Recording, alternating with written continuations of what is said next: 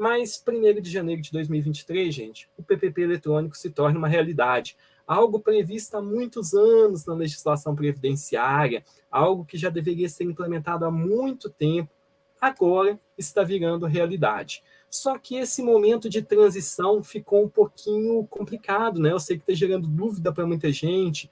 Como vai ficar o ano de 2022? E se eu ainda não fiz carga inicial? E se eu já enviei o evento? Como fica para mim? Eu posso ser multado pelas informações do ano de 2022? Está todo mundo angustiado com isso. E o meu objetivo aqui, então, nesse tempo que me cabe, é tentar tranquilizá-los em relação a essas informações. Eu fui até ousado, né? Tranquilizar é meio difícil, mas a ideia é que a gente possa entender como isso funciona e que a gente possa caminhar com tranquilidade nesse processo de transição.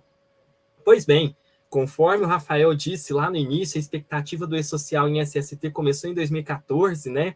O ano passado todo mundo estava ali pronto para viver essa mudança, em 13 de outubro de 2021 para as empresas do Grupo 1, em 10 de janeiro de 2022 para as empresas do Grupo 2 e 3, mas houve um momento ali de adaptação a esse novo modelo.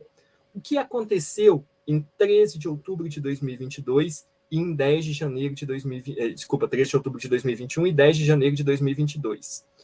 O E-Social em SST, ele se tornou obrigatório para as empresas. Então, tanto as empresas do Grupo 1 quanto as empresas dos grupos 2 e 3, segundo a portaria conjunta do Ministério do Trabalho e Previdência e da Receita Federal do Brasil, são obrigadas ao envio dos eventos de SST ao E-Social. Inclusive, nessas datas, nós já tivemos a primeira substituição de obrigação de SST, que foi a CAT. Quem emite CAT hoje, todas as empresas privadas do país que emitem uma CAT, o fazem por meio do E-Social. Então, SST já é obrigatório no E-Social. Isso já aconteceu.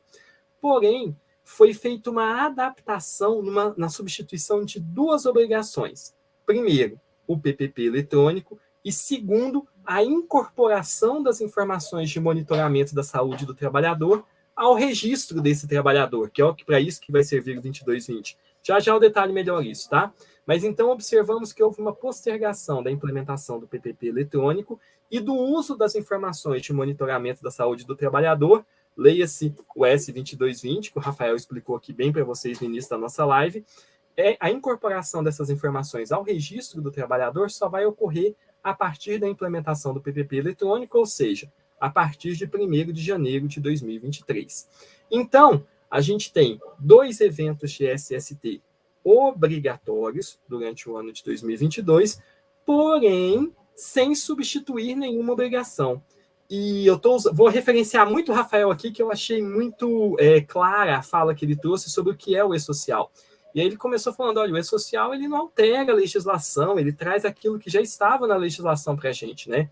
E é isso mesmo. O E-Social ele não cria nenhuma penalidade nova, ele não cria uma penalidade pelo não envio do E-Social, tem penalidades previstas pelo não cumprimento das obrigações que serão substituídas.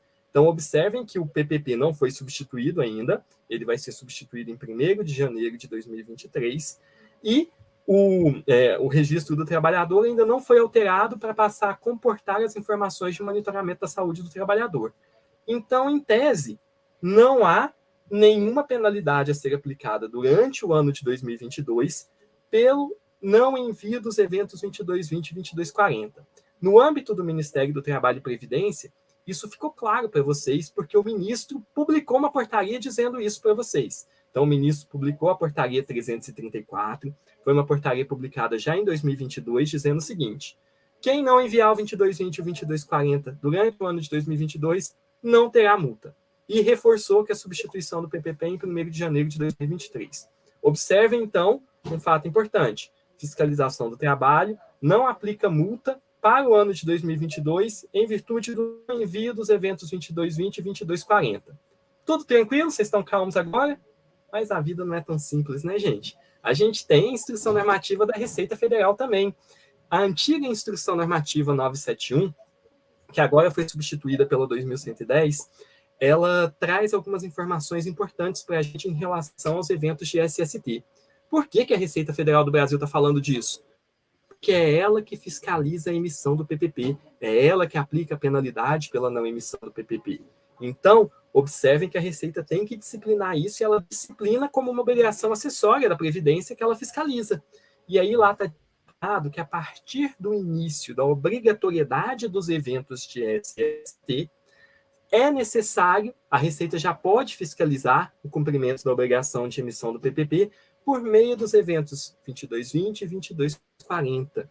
Então, a gente criou uma complicação, né? A Receita, em tese, já tem uma previsão normativa que ela poderia fiscalizar o cumprimento das informações do PPP por meio dos eventos encaminhados ao e-social. Isso gerou muita confusão, e para tentar aclarar essa situação, foi publicado uma resposta a perguntas frequentes lá no site do e-social, que é o 08.16. E, em resumo, o que essa pergunta frequente, essa resposta à pergunta frequente diz para a gente? Se o trabalhador tiver exposto a agentes nocivos previstos no anexo 4 do Regulamento da Previdência Social, a empresa tem que enviar o evento para o ano de 2022, o evento S2240. Teria que fazer esse envio, tanto 2220 quanto 2240. Se não tiver exposição aos agentes nocivos do anexo 4, não há necessidade. Por quê?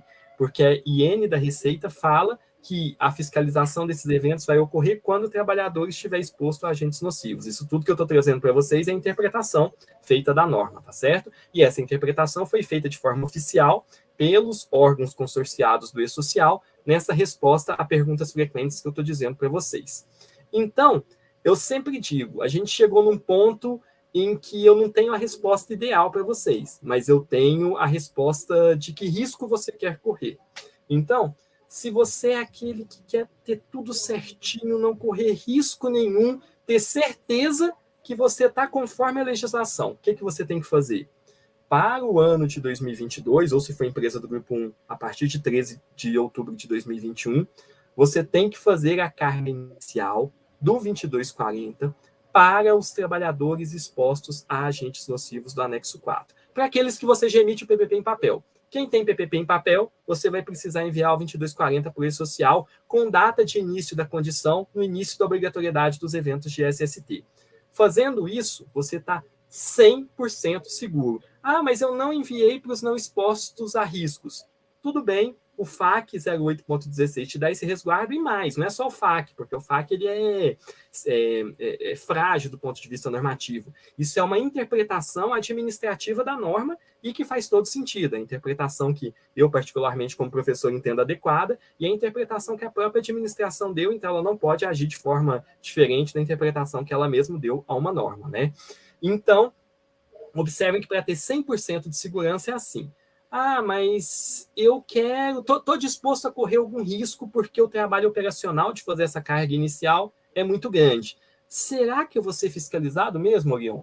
E aí eu digo para vocês, a chance é baixíssima de fiscalização para quem não fez a carga inicial do 2240 durante o ano de 2022.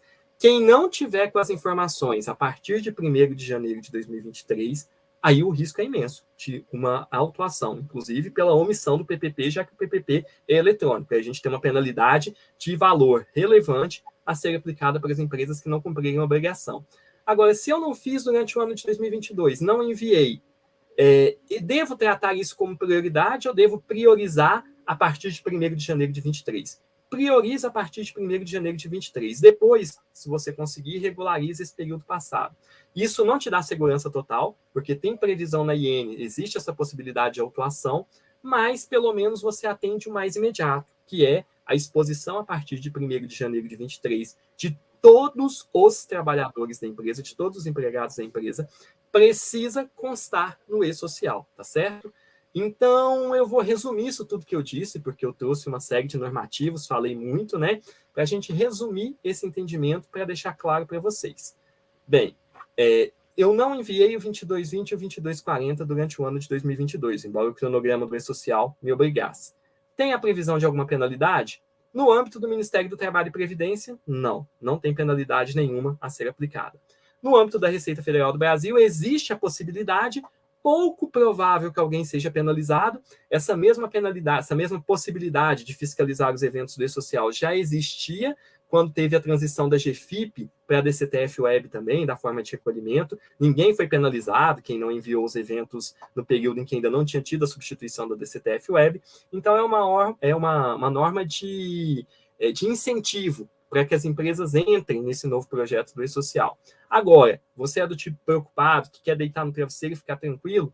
Então, você envia, faz a carga inicial para os trabalhadores expostos a partir do início da obrigatoriedade dos eventos de SST no e-social, e aí você está 100% tranquilo.